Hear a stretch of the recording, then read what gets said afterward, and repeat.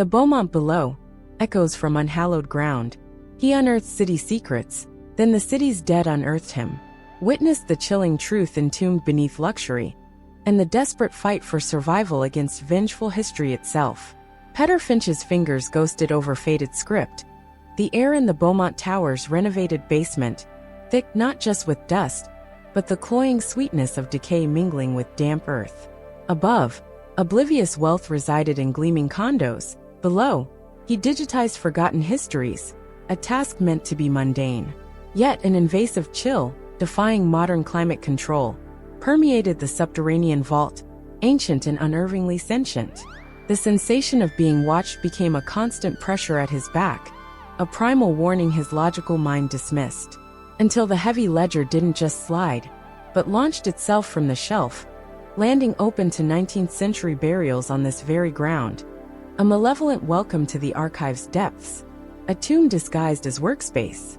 Rationalizations felt thin, like gauze over a gaping wound. Subway vibrations, an unstable shelf. Peter, tethered to facts, clung to these explanations even as stranger events unfolded. Meticulously ordered files weren't just rearranged.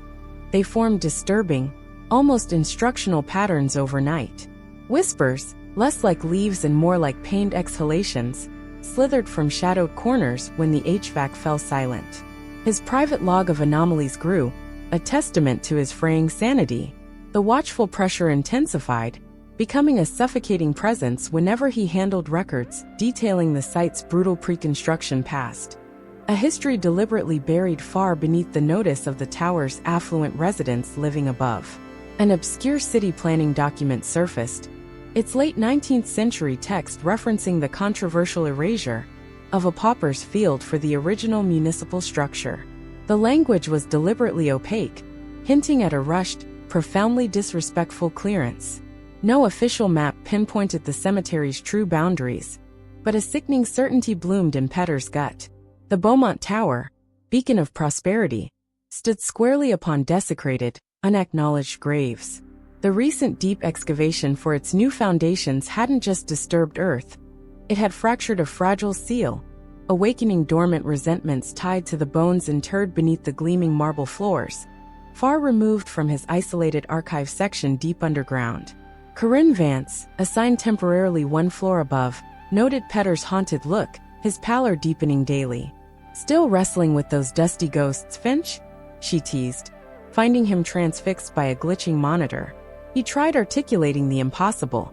The rearranged files forming messages, the chilling, directed whispers, the palpable weight of unseen observers. Corinne's pragmatism seemed strained.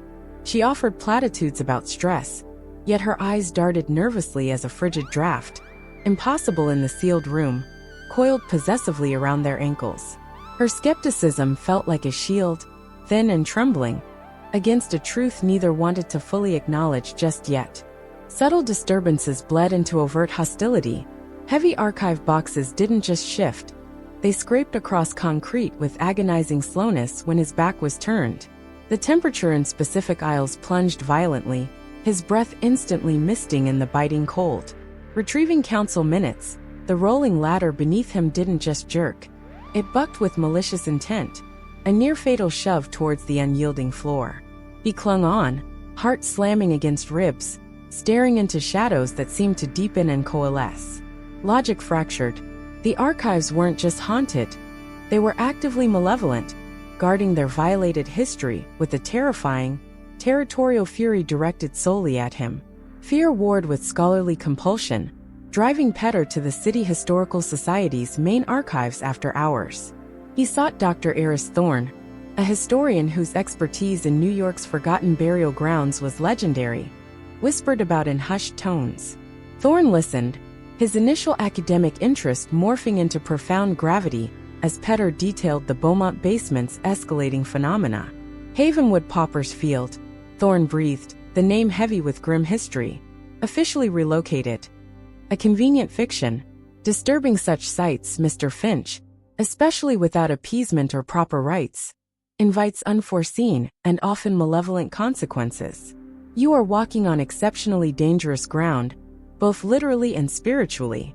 Dr. Thorne unearthed unofficial church ledgers, personal diaries, the raw, human counter-narrative to sanitized city records.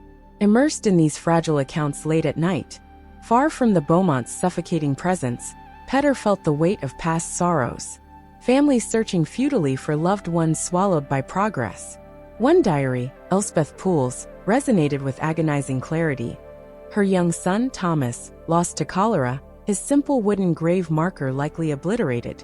Her grief wasn't just ink on paper.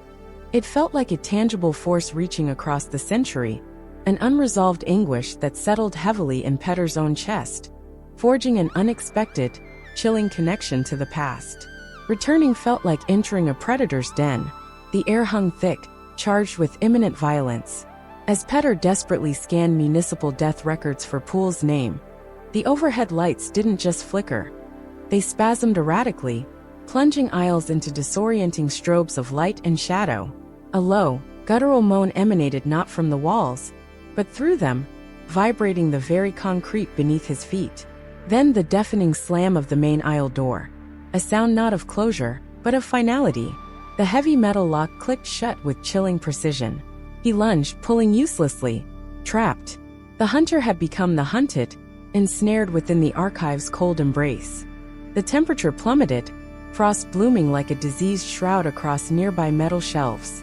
Whispers erupted into a cacophony, a vortex of disembodied suffering, fragmented names, pleas turning to curses swirling around him. Shadows writhed, no longer peripheral but coalescing into vaguely human shapes, lurking at the edge of the failing light. Petter stumbled back, breath sawing in his throat. His phone remained useless, a dead weight confirming his absolute isolation. He was utterly alone, entombed with the furious, restless spirits whose desecrated rest he had exposed. The playful nudges were gone, replaced by a focused, terrifying rage demanding retribution for past sins. Elspeth Poole's desperate maternal plea echoed in the chaos. Acknowledgement. Respect. Amidst the terror, a desperate gamble formed. Appease one to pacify the many?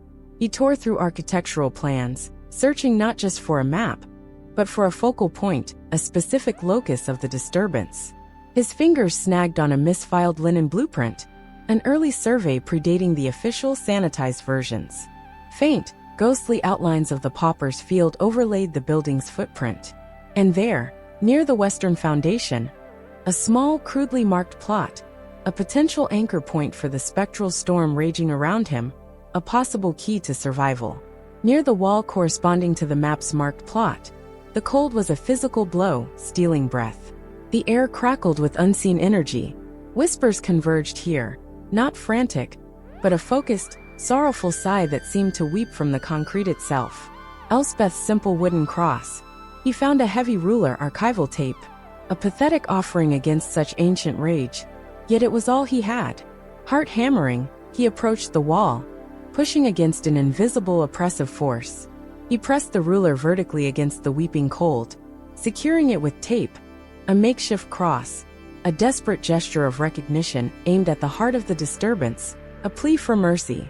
Thomas Poole. Petter forced the name out, his voice a raw tremor against the charged silence. Your mother, Elspeth, she never forgot. She grieved. She wanted you remembered, your rest respected. He spoke of the diary, pouring genuine empathy into the void, acknowledging the small lost life. The crushing pressure lessened almost imperceptibly. The cacophony of whispers didn't just cease. It receded, leaving a profound, listening silence. The shadows pulled back, the strobing lights steadied. It felt like a collective, ancient sorrow paused, considering his words, weighing the unexpected acknowledgement after a century of obliteration beneath indifferent stone and steel above. He continued, voice gaining strength, promising not restoration, but remembrance. Thomas's story, Elspeth's grief, the map, they wouldn't remain buried. He vowed to bring their plight to Thorne, to advocate for a memorial, however small, a tangible sign that they were not entirely erased from history. As the final word left his lips, a soft metallic click echoed, sharp and clear in the sudden stillness. Petter turned, hope warring with terror. He walked towards the main aisle door, reached out, twisted the handle. It swung open effortlessly onto the dimly lit, blessedly empty corridor. An escape granted, a truce offered, perhaps even accepted by the dead. Petter didn't look back. Clutching the diary pages, the map, his logbook like sacred texts, he fled the basement's oppressive grasp. He contacted Dr. Thorne immediately, the story tumbling out, punctuated by ragged breaths. Thorne, deeply affected, understood the gravity and the opportunity. He pledged to navigate the delicate channels, approaching the city and the Beaumont's owners not with accusations, but with evidence and a plea for quiet reconciliation. A plaque, a small garden, some acknowledgement to soothe the disturbed earth and offer a measure of peace. The wheels of bureaucracy would turn slowly, but Petter's terrifying ordeal had initiated a crucial step towards healing a historical wound. Resigning from the Beaumont Tower was less a choice than a necessity for Petter Finch. The chilling echoes remained, but the terror had been faced, confronted, and survived.